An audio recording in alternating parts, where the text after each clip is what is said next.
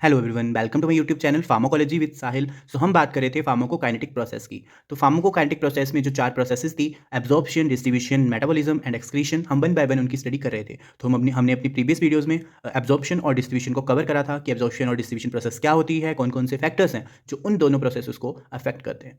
सो अगर आप एब्जॉर्प्शन और डिस्ट्रीब्यूशन की फुल डिटेल वीडियो चाहते हैं देखना, तो उसका लिंक डिस्क्रिप्शन में, आप वहाँ से जाके उन दोनों प्रोसेस को देख सकते हैं। नाउ आज हम बात करते हैं मेटाबॉलिज्म की, जिसको हम बायो ट्रांसफॉर्मेशन भी बोलते हैं।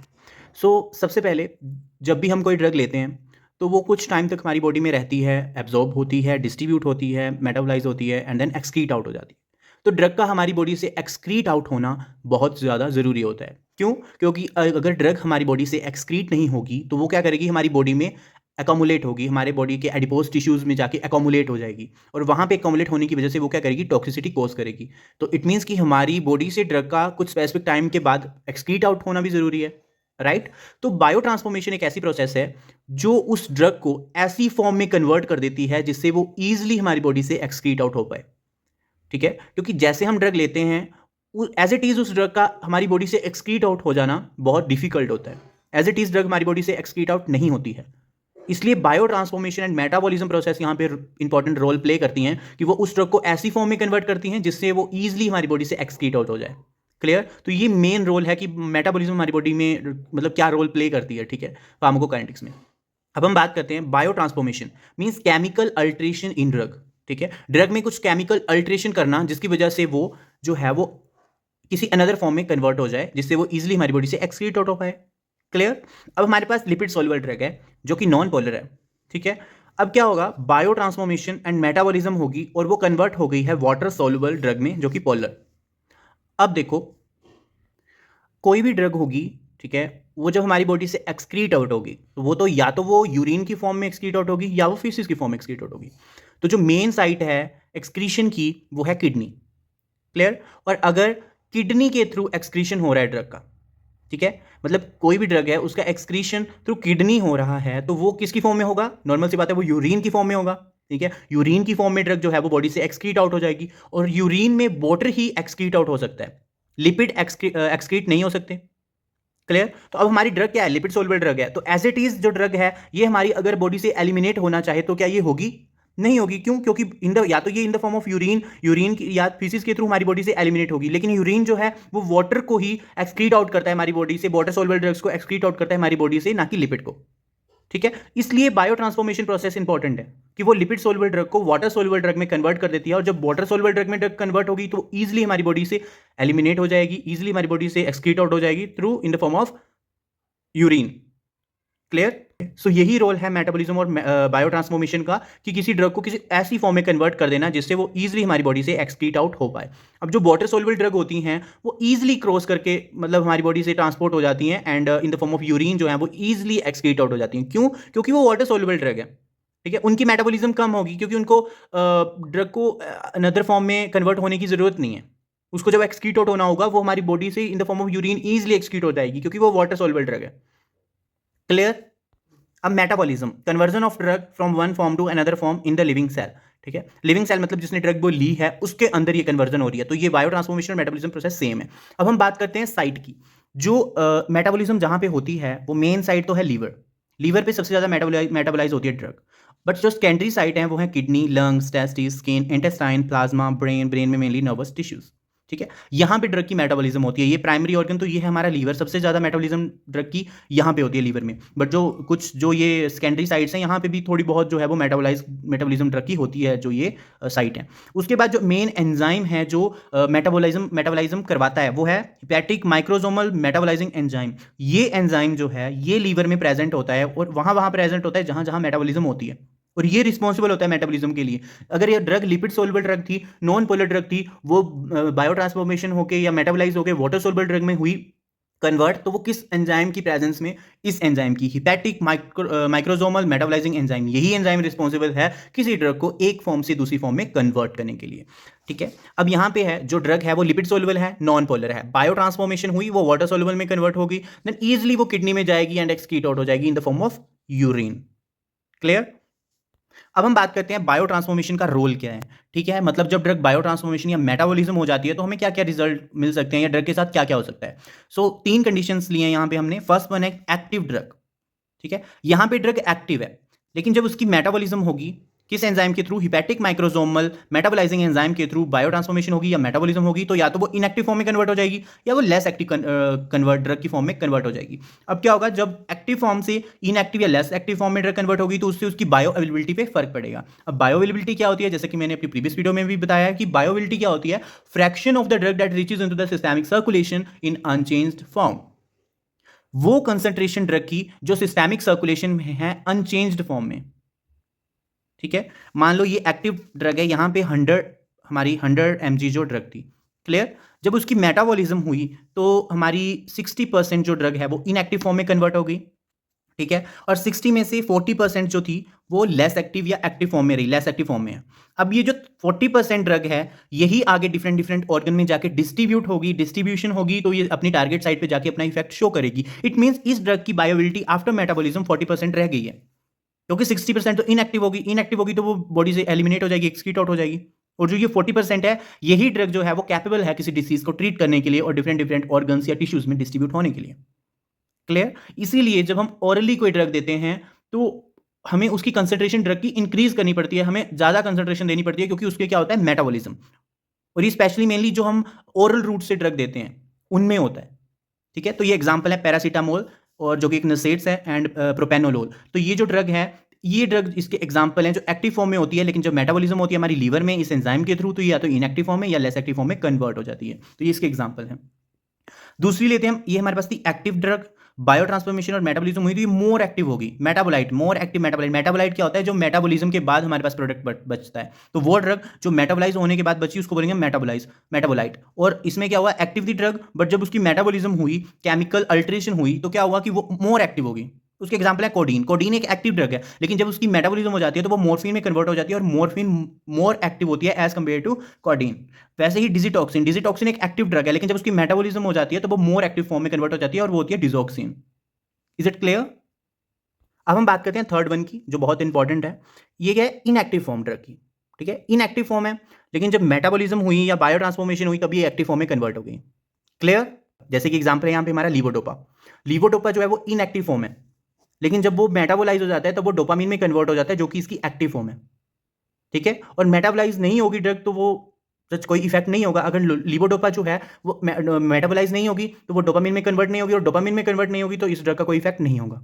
और मेनली ये ड्रग जो हमारी है लीवोडोपा या डोपामीन, ये किस में, पार्किंसन डिसीज में यूज करते हैं, क्योंकि डोपामीन क्या है, एक न्यूरोट्रांसमीटर है, और इस न्यूरोट्रांसमीटर की डेफिशिएंसी से हमें पार्किंसन डिसीज होती है, तो हम लीवोडोपा देते हैं। हम डायरेक्ट डोपामीन नहीं देते हैं, क्यों, क्योंकि डोपामीन जो है वो हाईली मेटाबॉलिज्म हो जाती है डोपामीन की। और अगर ड्रग डोपामीन की हाई मेटाबॉलिज्म हो जाती है तो वो इनएक्टिव होकर इनएक्टिव फॉर्म में कन्वर्ट हो जाएगी। इनएक्टिव फॉर्म में कन्वर्ट होने से क्या होगा, डोपामीन की बायोअवेलेबिलिटी कम हो जाएगी, इसीलिए हम लीवोडोपा देते हैं। ठीक है, जो लीवोडोपा डोपामीन अगर हम ऑरली देते हैं, ठीक है, तो जो हमारे पेरिफेरल नर्वस सिस्टम में कुछ ऐसे एंजाइम्स होते हैं जो डोपामीन की मेटाबॉलिज्म करवा देते हैं पेरिफेरल नर्वस सिस्टम में। ठीक है, तो हमारी ड्रग जो है वो ब्रेन में एंटर नहीं कर पाती, इसलिए हम लीवोडोपा देते हैं, जो कि पेरिफेरल में हमारी पेरिफेरल जो पोर्शन है उसमें मेटाबोलाइट नहीं होता, लेकिन जब वो ब्लड ब्रेन बैरियर को क्रॉस कर लेता है और तो ब्रेन में जाके वो मेटाबोलाइज हो जाता है। और जब मेटाबोलाइज हो जाएगा देन डोपामीन, देन वो एक्टिव फॉर्म में कन्वर्ट हो जाएगा और वो रिस्पॉन्स शो करेगा। लेकिन अगर हम डोपामीन ही दे देते हैं तो डोपामीन क्या करता है, डोपामीन की मेटाबॉलिज्म हो जाएगी हमारे पीएनएस में, और जब मेटाबॉलिज्म हो जाएगी तो वो इनएक्टिव फॉर्म में कन्वर्ट हो जाएगा, जिससे कि उसकी बायोअवेलेबिलिटी कम हो जाएगी। इसीलिए हम लीवोडोपा को देते हैं और वो आगे जाके डोपामीन में कन्वर्ट होकर अपना इफेक्ट शो करती है। और इसको, इन प्रोसेस को बोलते हैं प्रो ड्रग्स। वो ड्रग्स जो पहले इनएक्टिव फॉर्म में होती हैं बट आफ्टर मेटाबॉलिज्म जो है वो डोपामीन एक्टिव फॉर्म में कन्वर्ट हो जाती हैं। सो pro drug is a pharmacologically inactive but after metabolism they get converted into its active form. Clear. और ये कुछ एग्जांपल्स हैं, जैसे लीवोडोपा, ये इनएक्टिव फॉर्म है, जब ये एक्टिवेट हो जाती है, एक्टिव फॉर्म में कन्वर्ट हो जाती है तो वो होती है डोपामिन। यह इनालाप्रिल, जब ये इनालाप्रिल ड्रग जो है वो इनएक्टिव फॉर्म में है, इसकी एक्टिव फॉर्म होती है इनालाप्रिटिल। ओमिप्राजोल, ओमिप्राजोल जो है वो एक प्रो ड्रग है, बट उसकी जब एक्टिव फॉर्म में कन्वर्ट होती है तो वो ओमिप्राजोल सल्फोनामाइड में कन्वर्ट हो जाती है। ठीक है, उसके बाद है पिवेम्पिसिलिन, वो है पिवेम्पिसिलिन, वो एम्पिसिलिन में कन्वर्ट हो जाती है। और वेलासाइक्लोविर जो होती है वो एक्टिव फॉर्म उसकी होती है एसाइक्लोविर। तो ये कुछ प्रो ड्रग्स के एग्जांपल्स हैं। देखो, ये है टाइम, ये है कंसंट्रेशन, ये हम ओरल रूट से ड्रग दी। ठीक है, ओरल रूट से ड्रग गई, ग्राफ ऐसे गया। उसके बाद क्या होगा, यहां पे हो गई ड्रग की मेटाबॉलिज्म। जब मेटाबॉलिज्म हो गई तो ड्रग की जो है वो कंसंट्रेशन ऑफ बायोबिलिटी होगी कम, इसलिए ग्राफ ऐसे है। और ये आईवी इंट्रावीनस, यहाँ पे हम ड्रग डायरेक्टली ब्लड स्ट्रीम में भेज रहे हैं तो ड्रग की कंसंट्रेशन ब्लड में पहले बहुत ज्यादा होती है, फिर वो धीरे धीरे धीरे धीरे कम होती है। तो ये ग्राफ है कि ओरल का और आईवी का। हमारे पास first pass metabolism and pre systemic metabolism. हमने अपनी प्रीवियस वीडियो में फार्माकोकाइनेटिक्स के लेक्चर 1 में जब हमने ओवरव्यू दिया था तो हमने वहाँ वहीं इसकी डिस्कशन कर ली थी, लेकिन मैं फिर से आज मेटाबॉलिज्म पढ़ रहे हैं तो मैं इसको एक्सप्लेन कर देता हूँ। मेनली फर्स्ट पास मेटाबॉलिज्म किन ड्रग्स का होता है? जो हम ओरली लेते हैं। ओरली मीन्स माउथ से, ठीक है। जब भी कोई ड्रग हम ओरली एडमिनिस्टर करते हैं मीन्स जब भी कोई ड्रग हम माउथ से लेते हैं, उन्हीं ड्रग का जो है वो फर्स्ट पास मेटाबॉलिज्म होता है, ठीक है। सो ये हमारी ड्रग है, इसोफेगस से होते हुए कहाँ गई? स्टमक में, स्टमक से कहाँ गई? इंटेस्टाइन में। यहाँ पे क्या होता है अब वो क्या है, ब्लड सर्कुलेशन में या ब्लड ऑर्गन्स में डिस्ट्रीब्यूट होने से पहले क्या होता है, यहाँ पे एपिथेलियल सेल्स प्रेजेंट होते हैं यहाँ पे, और यहाँ पे ये कैपिलरीज हैं, और ये हिपैटिक पोर्टल वेन होती है एक, जो इंटेस्टाइन और स्टमक से जाती है और लीवर में जाके ओपन अप होती है। क्लियर? सो कोई भी ड्रग ली वो स्टमक में गई, इंटेस्टाइन में गई, वहां पे जो एपिथेलियल सेल्स है वहां से उसको क्रॉस करके ये इन कैपिलरीज में एंटर करती हो, यहां से गई लीवर में ड्रग। लीवर में क्या होगी? उसकी मेटाबॉलिज्म, जो हमने यहां पे प्रोसेस पढ़ी। मेटाबॉलिज्म हो गया, अगर ड्रग एक्टिव फॉर्म में थी तो वो इस फॉर्म में कन्वर्ट हो जाएगी, अगर ड्रग एक्टिव फॉर्म में थी, कुछ इस तरह की ड्रग्स थी तो वो मोर एक्टिव हो जाएंगी, और अगर ड्रग हमारी इनएक्टिव थी तब वो जाके एक्टिव फॉर्म में कन्वर्ट हो जाएगी। वो सारी प्रोसेस होगी यहां पे मेटाबॉलिज्म में, ठीक है। और फिर यहाँ पे ड्रग जो है मेटाबोलाइज होकर जितनी ड्रग रहेगी वही आगे ड्रग हमारे डिफरेंट डिफरेंट ऑर्गन में डिस्ट्रीब्यूट होगी और अपना इफेक्ट शो करेगी, करने के लिए कैपेबल होगी। तो फॉर एग्जांपल जैसे हमने अपनी लास्ट वीडियो में बताया था, ये हमारा 100% यहाँ पे ड्रग है, ये जाएगी इसोफेगस से होते हुए स्टमक में, स्टमक से जाएगी इंटेस्टाइन में, यहाँ से यहाँ मेटाबॉलिज्म। अब लीवर में ड्रग मान लो हमारी 100 की 100% पहुंच गई, बट जब लीवर में मेटाबॉलिज्म हो गई तो इसमें जो प्रोडक्ट बचा वो दो फॉर्म में कन्वर्ट हो गया, या तो एक इनएक्टिव फॉर्म या तो एक्टिव फॉर्म, ठीक है। अब इनएक्टिव फॉर्म में मान लो हमारे पास यहाँ पे ड्रग जो थी वो 30% जो है थी वो इनएक्टिव फॉर्म में कन्वर्ट होगी, तो वो इजीली हमारी बॉडी से क्या होगी? Excrete out. बट जो एक्टिव फॉर्म बची हमारी 70%, तो 70% जो ड्रग है यही कैपेबल है डिफरेंट डिफरेंट ऑर्गन में डिस्ट्रीब्यूट होने के लिए और अपना टारगेट साइट पर जाके अपना इफेक्ट शो करने की। तो यह है बायोअवेलेबिलिटी। सो ओरल ड्रग जब हम देते हैं तो बायोअवेलेबिलिटी पे फर्क पड़ता है, क्योंकि अगर हम आईवी रूट से देते हैं तो वो तो डायरेक्ट सिस्टेमिक सर्कुलेशन में पहुंच जाती है, डिफरेंट ब्लड में पहुंचती है, तो उसमें क्या है? बाईपास होता है ये फर्स्ट पास मेटाबॉलिज्म। उसमें तो लीवर में ड्रग जाएगी नहीं कि मेटाबोलाइज होने के लिए, वो डायरेक्ट ब्लड स्ट्रीम में पहुंच गई है, डिफरेंट डिफरेंट ऑर्गन्स में डिस्ट्रीब्यूट होकर अपना इफेक्ट शो कर रही है। बट अगर हम ओरली लेते हैं तो वो इन कैपिलरीज से जाके हिपैटिक पोर्टल वेन में जाती है, देन लीवर में जाके मेटाबोलाइज हो जाती है, मेटाबोलाइज हो जाके उसकी बायोबिलिटी कम हो जाती है और वो अपना इफेक्ट शो करती है। इसीलिए हम जो हमारी ओरल रूट से हम ड्रग देते हैं या ओरली जो ड्रग देते हैं उनकी कंसंट्रेशन हम हाई रखते हैं। हमारा फर्स्ट पास मेटाबॉलिज्म। अब हम बात करते हैं कुछ फैक्टर की जो ड्रग मेटाबॉलिज्म को अफेक्ट करते हैं। So first one is drug induction. Increase drug metabolising ability of enzyme by several drugs, means enzyme की जो ड्रग मेटाबोलाइजिंग एबिलिटी है वो इंड्यूस हो जाएगी। इंड्यूस मींस इंक्रीज हो जाएगी। एंजाइम कौन सा था हमारा? Hepatic microsomal metabolising enzyme. उनकी उस एंजाइम की जो मेटाबोलाइजिंग एबिलिटी है वो इंक्रीज हो जाएगी। कुछ केमिकल या कुछ ड्रग की वजह से जो एंजाइम की मेटाबोलाइज करने की एबिलिटी है वो इंक्रीज हो जाएगी। तो क्या होगा? जो ड्रग इनएक्टिव से एक्टिव फॉर्म में कन्वर्ट हो रही थी वो ज्यादा ही एक्टिव फॉर्म में कन्वर्ट हो जाएगी। जो एक्टिव फॉर्म में कन्वर्ट हो रही थी वो ज्यादा ही एक्टिव फॉर्म में कन्वर्ट हो जाएगी, या जो ज्यादा इनएक्टिव हो रही थी वो ज्यादा इनएक्टिव हो जाएगी। तो क्या होगा? जो ज्यादा इनएक्टिव फॉर्म में कन्वर्ट हो जाएगी उसका तो ड्रग की बायोबिलिटी बहुत ज्यादा कम हो जाएगी, तो हमें उसका भी इफेक्ट शो नहीं होगा। और जो ड्रग एक्टिव फॉर्म से इनएक्टिव फॉर्म से एक्टिव फॉर्म में कन्वर्ट हो रही थी तो ड्रग की जो मेटाबोलाइजिंग एंजाइम की एबिलिटी है वो इंक्रीज हो गई है, तो वो उस ड्रग को और ज्यादा एक्टिव कर देगा, और ज्यादा एक्टिव होने की वजह से वो क्या करेगी? टॉक्सिसिटी कॉज करेगी। सो एंजाइम इंडक्शन इस तरह से जो है वो मेटाबोलिज्म को अफेक्ट करता है। सेकंड वन आते हैं हम एंजाइम इनहिबिशन पे। Decrease the drug metabolising ability of the enzyme. इसमें क्या होता है? ऐसा क्यों होता है कि एंजाइम जो है वो प्रॉपर्ली या तो सिंथेसाइज हो रहा है, ठीक है, या तो वो प्रॉपर्ली सिंथेसाइज नहीं हुआ है, या प्रोड्यूस नहीं हुआ है, डिग्रेडेशन ज़्यादा हो गया है क्योंकि शायद लीवर में कोई डिसीज हो, ठीक है। सो या कोई भी केमिकल इन्वायरमेंटल फैक्टर की वजह से जो है, या तो ब्लड फ्लो की वजह से जो है इनहिबिशन हो सकता है। इसमें क्या है कि वो जो एंजाइम था हमारा हिपैटिक माइक्रोसोमल मेटाबोलाइजिंग एंजाइम, उसकी एबिलिटी कम हो गई है किसी भी ड्रग को मेटाबोलाइट करने के लिए। तो जब ड्रग मेटाबोलाइज नहीं होगी तो वो एक्टिव फॉर्म में कन्वर्ट नहीं होगी या इनएक्टिव फॉर्म में कन्वर्ट नहीं होगी, तो उसका एलिमिनेशन या एक्सक्रीशन होना डिफिकल्ट हो जाएगा। इसलिए इस तरह से एंजाइम इंडक्शन जो है वो एक फैक्टर है। उसके बाद आते हैं एनवायरमेंटल फैक्टर, जैसे हैवी मेटल्स हैं या स्मोकिंग है, ये हैं, तो ये भी ड्रग की मेटाबॉलिज्म को अफेक्ट करते हैं। उसके बाद फोर्थ वन है एज। एज का है जो न्यू बोर्न बेबी होते हैं या इन्फेंट होते हैं, तो उनमें क्या लीवर जो प्रॉपर्ली डेवलप नहीं हुआ होता है या एंजाइम भी इतने डेवलप नहीं हुए होते हैं, तो उनमें क्या होती है? वीक मेटाबॉलिज्म होती है। तो उस केस में क्या होता है कि टॉक्सिसिटी कॉज हो सकती है। सेम एज अगर ओल्ड है पेशेंट कोई, तो उसमें भी जो लीवर का साइज है वो रिड्यूस हो गया होता है, ब्लड फ्लो रिड्यूस हो जाता है, तो मेटाबोलाइजिंग एंजाइम की एक्टिविटी भी इनहिबिट हो जाती है। इस वजह से एज एक फैक्टर है ड्रग मेटाबॉलिज्म का। उसके बाद है सेक्स डिफरेंस। अब अगर जेंडर का क्या रोल है इसमें कि बिकॉज सेक्स हार्मोन की वजह से फीमेल की जो मेटाबोलाइजिंग एंजाइम की एबिलिटी है वो स्लो होती है एज कंपेयर टू मेल, ठीक है। उसके बाद प्रेगनेंसी में क्या होता है कि बहुत सारे हार्मोन्स जो हैं वो बहुत सारे हार्मोन्स जो हैं वो रिलीज हो रहे होते हैं, ठीक है। तो उस टाइम भी जो ड्रग की एंजाइम की एबिलिटी है वो डिक्रीज हो जाती है, रिड्यूस हो जाती है, क्योंकि बहुत सारे उस टाइम पे प्रेगनेंसी के टाइम पे बहुत सारे हार्मोन्स जो हैं वो हमारी बॉडी में रिलीज हो रहे होते हैं। उसके बाद आता है डिसीज स्टेट। जैसे लीवर में कोई डिसीज है, मान लो सिरोसिस, तो वो क्या करता है, एंजाइम की एबिलिटी को डिक्रीज कर देता है मेटाबलाइज करने के लिए, ठीक है। उसके बाद फोर्थ लास्ट वन है हमारा हार्मोनल इम्बैलेंस।